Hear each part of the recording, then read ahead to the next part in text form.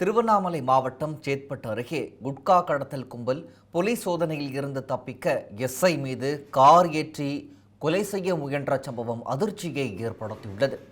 இது தொடர்பான விவரங்களை எமது செய்தியாளர் பாண்டியன் வழங்க கேட்கலாம். பாண்டியன், என்ன நடந்தது? முழுமையான விவரம். வணக்கம் பிரகாஷ்.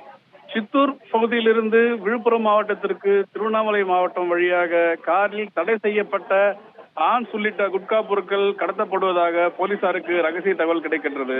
இந்த தகவலின் பேரில் உதவி ஆய்வாளர் லதா மற்றும் போலீசார் விக்னேஷ் ஆகியோர் சேத்துப்பட்டு 4 ரோடு பகுதியில் ரோந்து பணியில் ஈடுபட்டனர். அப்போது சேத்துப்பட்டு பேருந்து நிலையத்தில் சந்தேகத்திற்காக வந்த காரை தடுத்து நிறுத்த போது காரில் இருந்தவர்கள் போலீசார் விக்னேஷை தள்ளிவிட்டு தொடர்ந்து காரை அங்கிருந்து எடுத்து செல்ல முனைந்தனர். அப்போது உதவி ஆய்வாளர் லதா காரை தடுத்து நிறுத்த முயன்ற போது லதா மீது மோதுவது போல் காரை ஓட்டி கொலை செய்ய முயன்றதாகவும் கூறப்படுகிறது. லதா விலகியதால் கார் சாலையில் இருந்து வேறு பக்கமாக திரும்பிச் சென்றது.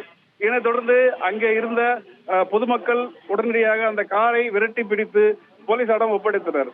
மேலும் காரில் பயணம் செய்த சித்தூரை சேர்ந்த கணேச பெருமாள் மற்றும் சிவபிரசாத் ஆகிய இருவரையும் கைது செய்து அவர்கள் கடத்தி வந்த 14 ஆன்ஸ் மூட்டைகள், 3 கூலி மூட்டைகள், 8 விமல் மூட்டைகள் என மொத்தம் 25 மூட்டைகள் பறிமுதல் செய்து அவர்கள் மீது வழக்கு பதிவு செய்யப்பட்டு தற்போது தீவிரமாக விசாரணை செய்யப்பட்டு வருகிறது. பிரகாஷ்,